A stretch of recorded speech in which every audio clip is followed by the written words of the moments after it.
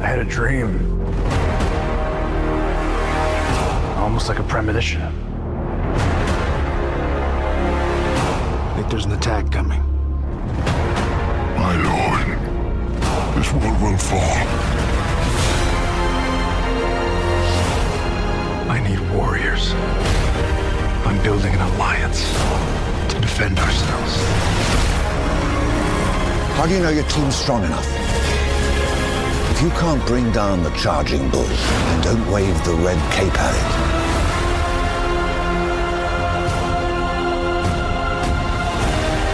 We were sent here for a reason.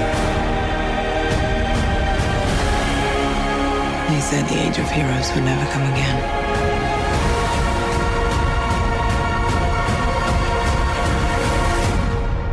It will.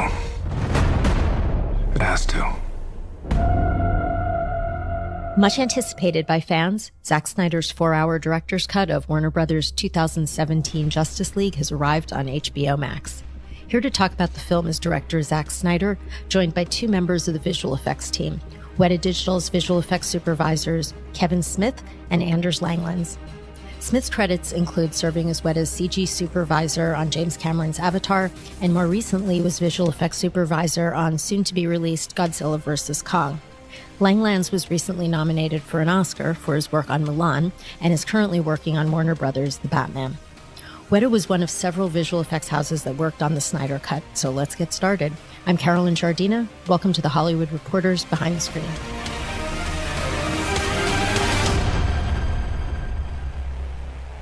Zack, Kevin, Anders, thank you so much for joining us. Pleasure. It's excited. I'm excited to be here. So, Zack, let's start with the timeline. I know the schedule was tight. When did you actually begin work on your cut, and how much time did you have to complete it? Well, my cut, the actual original cut of the movie, the cut of the movie that we were working on, the visual effects before, and just kind of was a cut that I had finished in I think it was January of 2017. So I'd worked on it through November and December of 16 and into 17. And then I finished it in the beginning of February and sort of set it aside after a lot of work. And then when I left Justice League, that was the cut that I put on my laptop and took home with me. And so, and then now these years later, when the movie actually experienced the renaissance, if you will, it was that version, that QuickTime that was on my desktop that is became the spine, basically the movie that we put back together. So when was it approved that this would be made, and how much time did you have to complete the work? Yeah, it was, well, in November 17th, 2 years ago, on the second anniversary of Justice League's theatrical release, there was a huge Twitter storm, and I finally got a call from the studio saying, all right, enough, uncle. What can we do to make the movie? And so I think that's when we really started the process of what would it take to make it. My knee jerk was forget it, because what they proposed, their first proposal was, we don't want to do any visual effects. We don't want to spend any money. We just want to release the movie as is with the previs. And you can imagine I said, yeah, no, that doesn't make any sense. That benefits no one. And so then I kind of told them what it would take. And then when COVID came along, there was a little bit of a window because some movies went down, and there was a availability for some of the visual effects houses. And then we went to work. It was June of 2020. Okay. So that included shooting one new scene, new visual effects. Correct. Tell us about the scope of the work. We shot that scene in October. So June, July, August, September. It took us 5 months to get our shit together to shoot that scene. And that was a lot of back and forth. I went with the studio. They didn't want me to shoot anything, and I wanted to. And there was a bit of a struggle there. But and it was a green screen shoot. I shot it with these really... I have them here, but this isn't these Canon Dream lenses, which are really tricky and difficult to, which are I'm sure you guys will attest to, come and work with. I just finished the movie Army of the Dead, which I shot entirely with the Dream lenses, wide open, the entire film. We never put a stop on the entire film. And it came out amazing, but it was hard for everyone. Focus pullers, everybody got fired. Nobody got fired. I don't fire anyone. So we shot that scene with Jared Leto and Ben Affleck and Ray and Amber and Joe and Ezra. And Ezra was in England. Ezra remotely. Yeah, we shot him via Zoom. And then I think we just kind of used a projection on him, some kind of way to make him work in the end. So that was the way we shot it against green screen. And then I shot one other little scene for the very, very end of the movie. Okay. And we have our friends from Weta here today to talk about their visual effects, but you had additional visual effects houses working on this. So in total, roughly how many new visual effects shots had to be created for the project? I think the final count is 2,600 and something, 80, something like that. Close to 200, 2,000, close to 2,700 shots. So in 6 months. So it's not cool. Roughly how many visual effects houses were working on it? I want to say 4 or 5, maybe. There was a couple small houses that were doing like just kind of picking up the crazy stuff. Like I'm like, I want maybe snow in that scene. It's like, what? It's like every now and then I would say something crazy and they would have to. Well, Weta, I know, did about 1,000 shots in this. Sure. Let's start with just kind of the overall approach.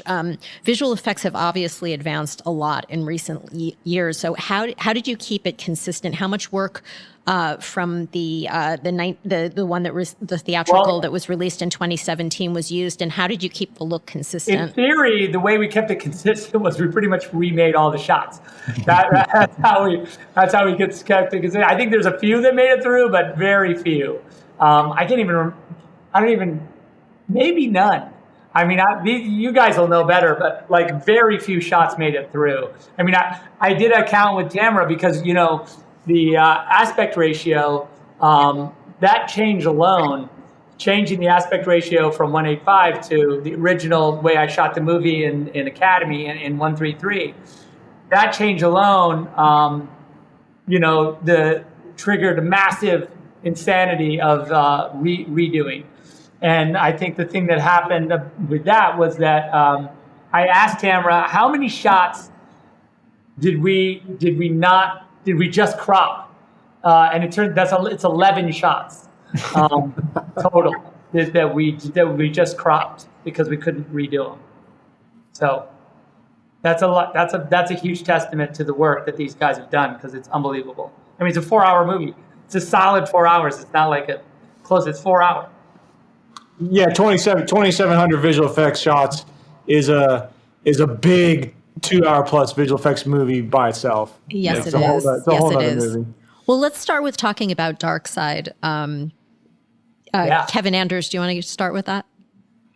Well, Dark Side was, he was originally going to appear as he is now in the version in 2017 version of the film, but when Zack left, then obviously his performance pieces were switched to Steppenwolf, who appeared in like the history lesson scene.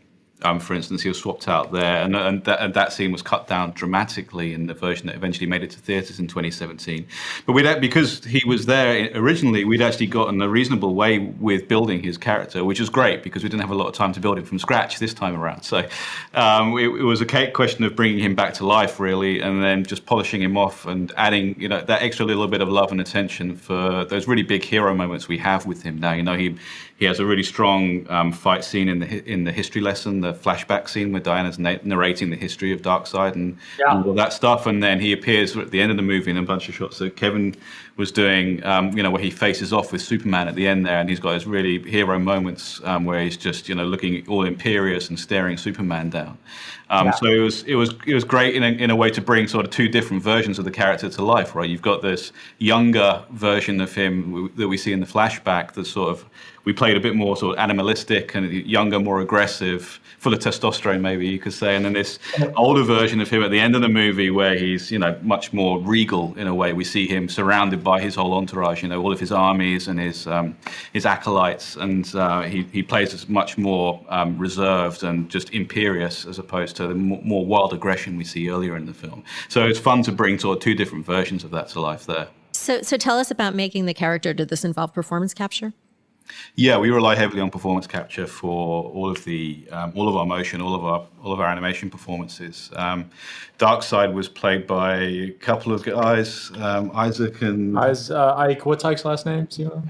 Ike Hammond and Alan Henry. Did a lot of I think almost all of the motion capture, performance capture for us, really great.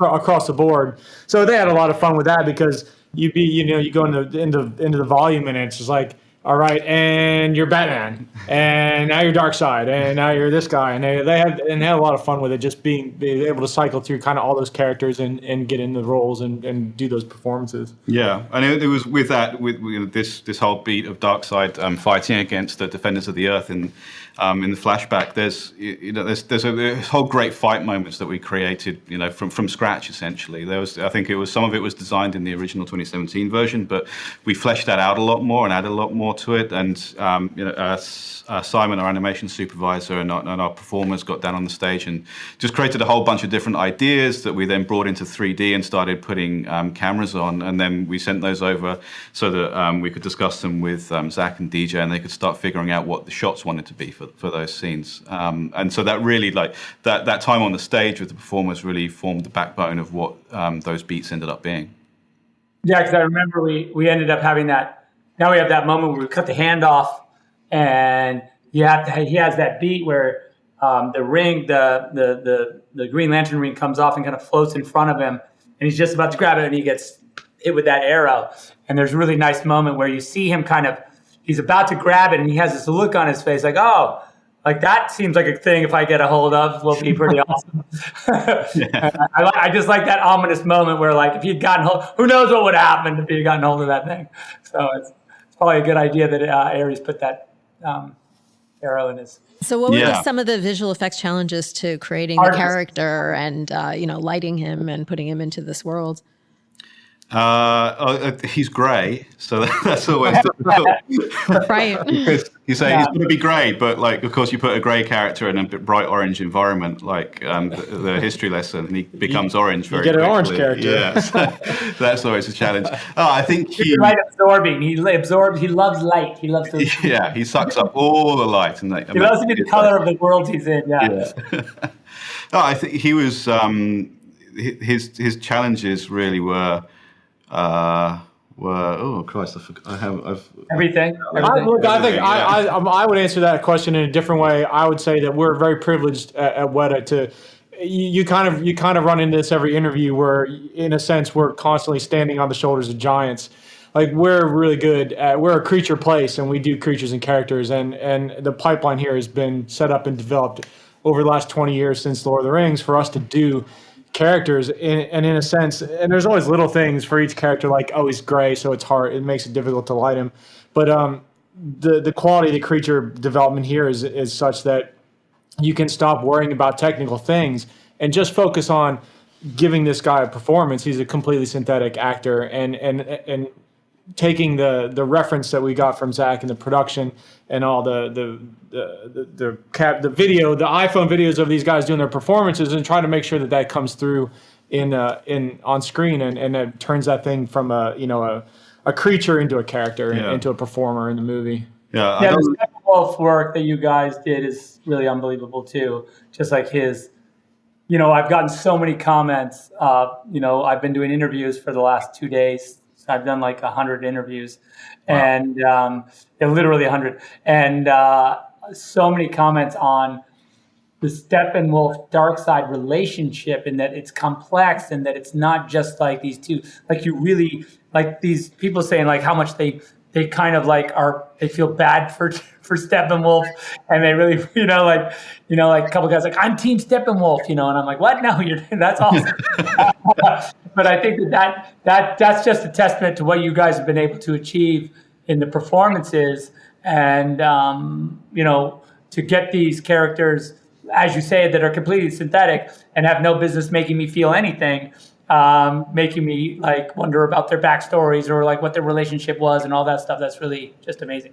Yeah, because that came up in a previous interview, because a lot of people, the immediate thing that you see about Steppenwolf is that he's now completely different. He's not a humanoid. He's this obviously alien guy. He's got this cool shiny armor that, this mood armor that moves with him, which is the obvious thing. But people keep asking about that. What about the new design? What about the new design? And our answer keeps being that like the new design is a reflection. It's more that it's a reflection of that. It's a different character, and it's a more complicated character. And the addition of Darkseid and like Zack is saying, all this backstory, it helps him be turned into more of a character than a creature. And I totally agree with you. Like when he finally dies, he's definitely at that point with all that backstory becomes a sympathetic character. You're like, like you're not a great person, but I kind of feel bad for you a little bit. Yeah. It's just great that he has a chance to actually live, in this one. That we actually get time to spend with him and explore that relationship with Darkseid, with the obelisk. Moments where he's talking to him and Desaad, and to understand what his motivations are, and that's always a much more compelling thing for us when we're creating characters like that, not just having someone just go in and swing an axe around for 5 minutes, but to actually understand who they are, work through the performance that the actor's given and bring that to life on that character, and have that drive the story in the film, And so that was one of the biggest things for us, I think, in revisiting and bringing back Zack's original vision for this, was having these characters much more fully developed, much more rounded, was a huge plus point for everyone involved, I think. Have you guys gotten the film yet? Yes. Yeah, I have got a link. I watched it 2 days ago now. Okay, great. Yeah, which is great. Much better than the other one. So really enjoyed it. You also redesigned Steppenwolf. Zack, why don't you tell us about the changes that you wanted to make? Well, if you watch Batman versus Superman, the Steppenwolf that's in the Genesis chamber at that end of that movie is basically our Steppenwolf that is here with us now. The studio thought, in retrospect, that he was too scary and too weird looking, and they wanted a more humanoid, like a softer character. They thought, a guy with a helmet on is more fun than whatever the hell Steppenwolf is now. Our guy, he's a monster, frankly. In a great way. But in developing him, in making him, in this version where we were like, okay, we're going to make him real, because we hadn't made him walk. He just had one shot of him in the Genesis chamber with, he's also made out of liquid geo, which is that kind of weird metal, technology that the Kryptonians use to communicate. I love also, just a quick aside, is that we have the Apocalyptians, and they use this hologram technology that is the most primitive thing you could possibly imagine. They basically take molten metal and they it makes the form of their bodies, and they talk in it, and like molten metal drips off of them.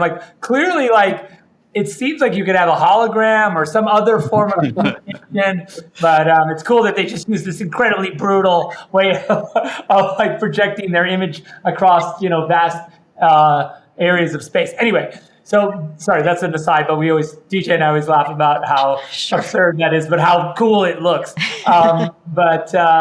So we had this character, and then when we were doing our tests with him early on, and how the mood armor would work, and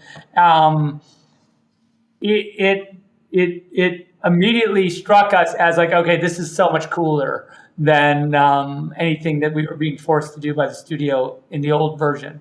So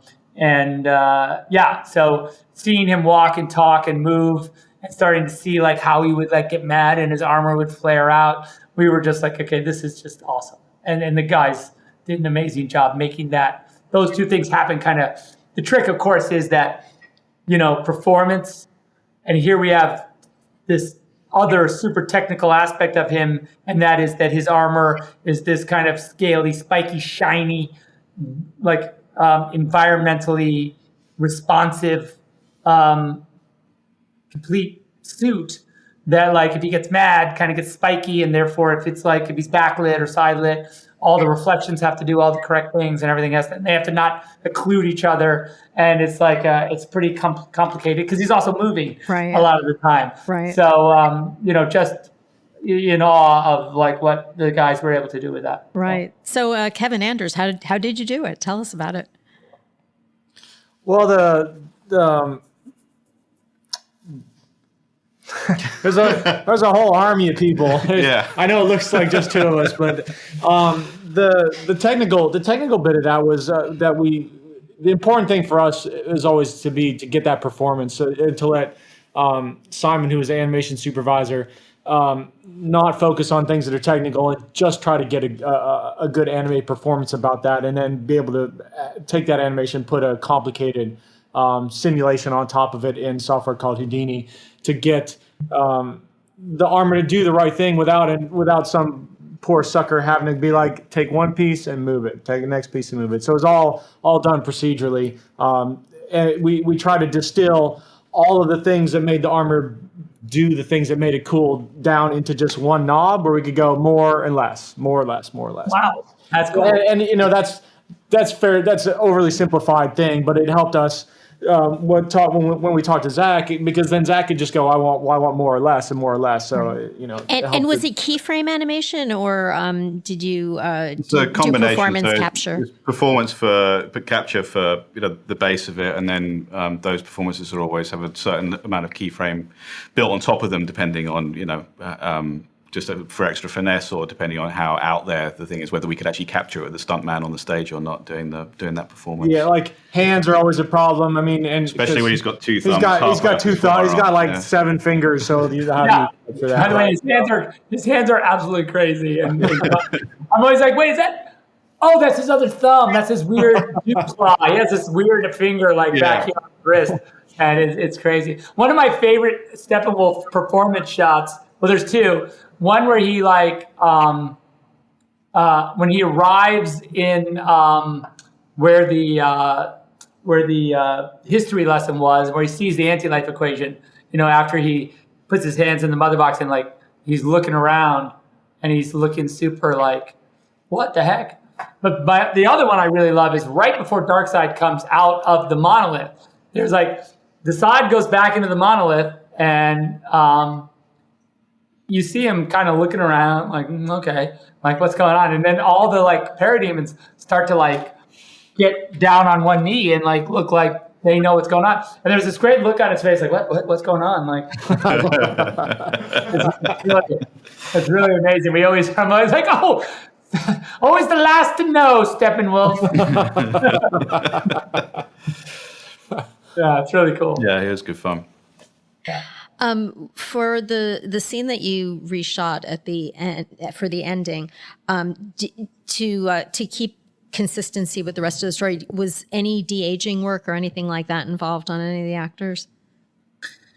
I don't think so. I mean, Ben, weirdly, when he returned to do the reshoots, was in the best shape that I've had him over the last 2 movies, probably, and so. He looked younger. I was like, what is this? Are we doing Good Will Hunting? This is honestly, if anything, I had to make him look older. So I don't know where he's been, what fountain of youth he's been hanging out in, but I need to get some of that. So and also it would have been, the movie, this is supposedly 5 or 6 years after into the future, the world is destroyed and they're just kind of like this ragtag band. So, so we didn't have to de-age them, but as I said before, there was a lot of complicated work to do with these crazy lenses, and the guys were able to really handled it quite well. I think the result is great. They weren't the easiest keys to pull, but I think it looks amazing. It does. It doesn't look like any movie I've seen, so it's cool. Talk about directing them amid COVID. Yeah, I mean, I had done, in the weeks right before that, we had done some additional photography for Army of the Dead, which is the other movie I'm finishing right now. And so we kind of had we were in a little bit in the zone with COVID. The unions had figured out their protocols, and so we were able to respond to those. And I was getting tested like crazy because I was the DP and the director of that little shoot, of both. And so, like, weirdly, the two unions hadn't agreed. So because I was in two unions, I had to get tested twice. Saying like, oh no, I got tested already. And they were like, no, but you didn't get tested for us. So I'd be like, yeah, but I can't pass it over. So yeah, so it was a lot of, my nose was really getting violated quite badly during that part of the thing. But all in all, it was pretty cool. I did have a couple issues when I was operating, when I had my N95 where I couldn't I started to get short of breath because I'm holding the camera and I was like, trying to focus and forget to breathe. And then when you try and breathe, you can't get a big suck of air. And so it was, but I'm complaining over really nothing. It was a joy to get to work with those guys. And yeah, so it was fun. Right. And then how did your COVID procedures affect the work at Weta and your review and approval process and things like that? Well, I will say that it made me jealous because a couple times I got on the phone with, I would get on the phone with them and they would be in a boardroom and, or like, a room with a bunch of people and they'd all be sitting there, they'd be drinking and then passing the cup to their friend. And meanwhile, I'm in hazmat suit and, unable to have human contact of any kind. So yeah, that was difficult for me to look at. Maybe I wanted to move immediately to New Zealand and just be that guy, but I resisted that.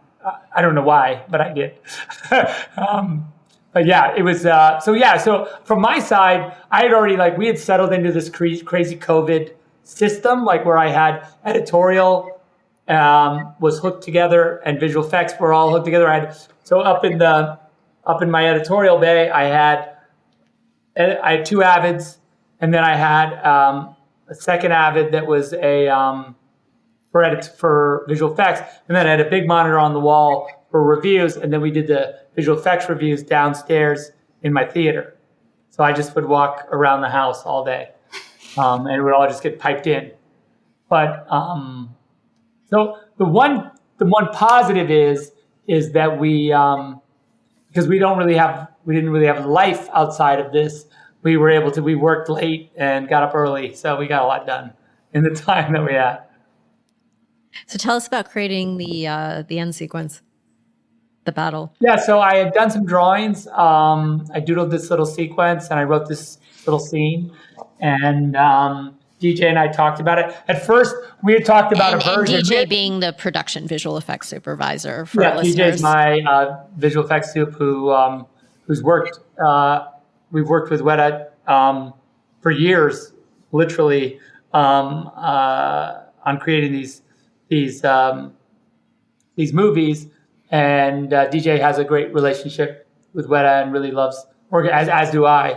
And this last process of making Justice League has only, really made that even more, my feeling about it even more complete because of the challenges that they conquered instantly.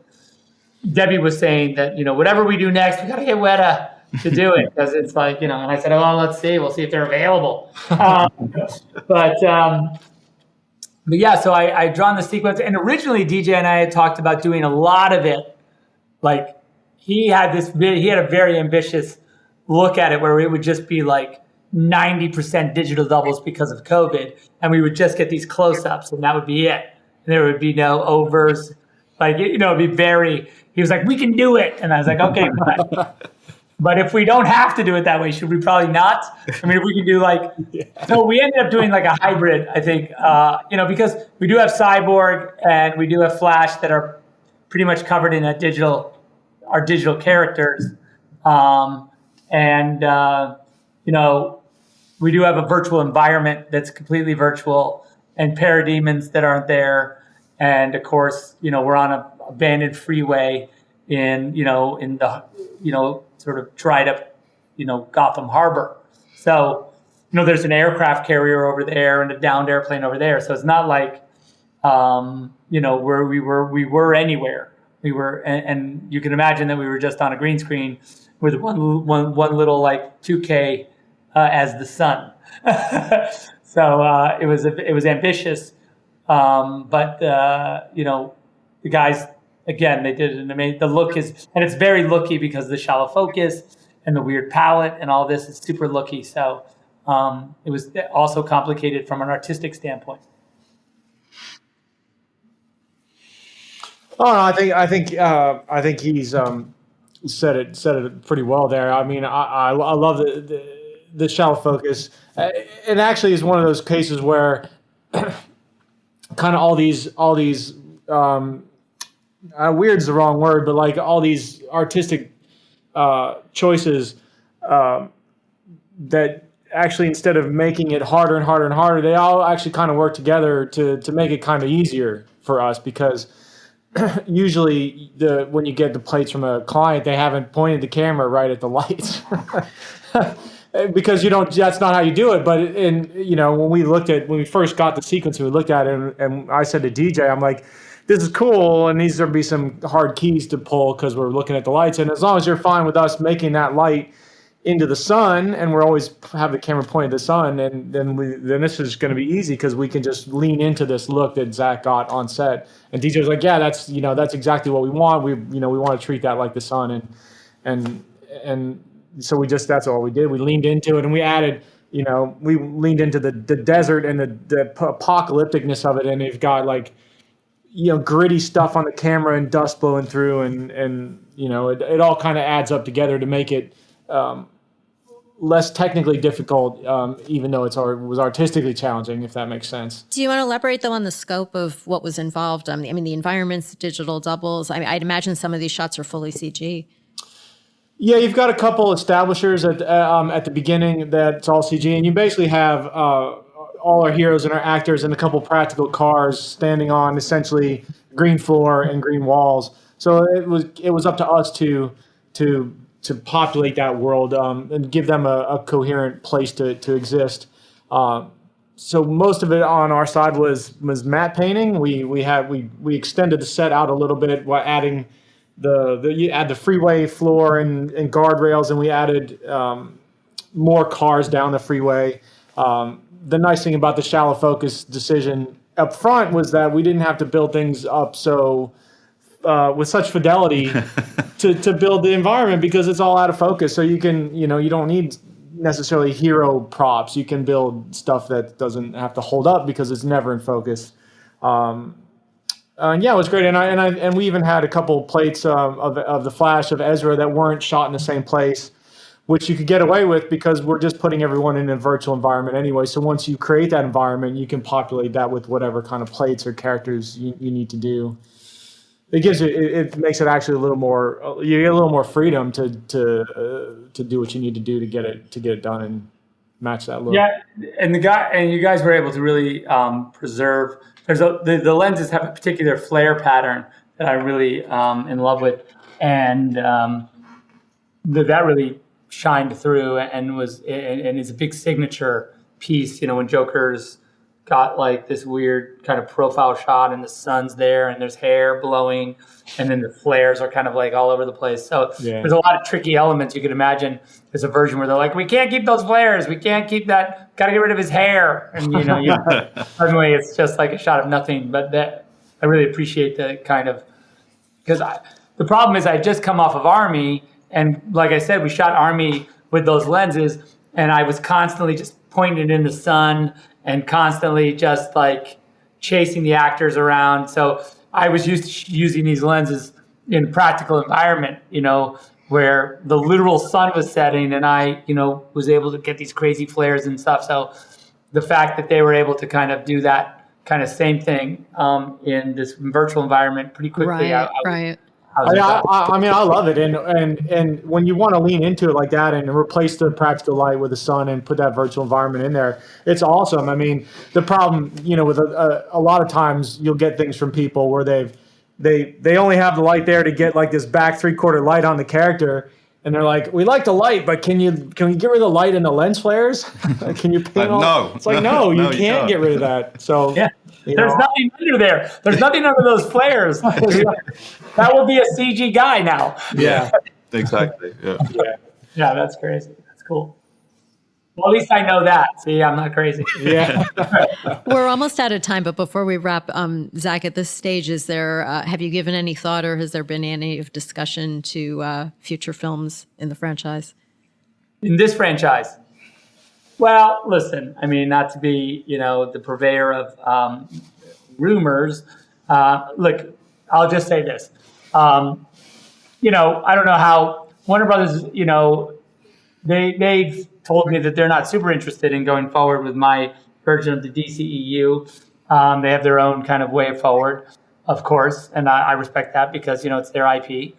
But, we never thought we'd be here talking about the 4-hour version of Justice League either. So, you never know. Anything you'd like to say to the fans before we wrap? Of course, just huge thanks for your support. The movie wouldn't have happened without them. I couldn't be more proud of what they've been able to accomplish, as I said before, with their work surrounding mental health and suicide prevention, because it's unbelievable. So thank you for all that. Thank you so much for joining us. Yeah, thank you. And thank you guys for the amazing work. Thank you. It's our pleasure.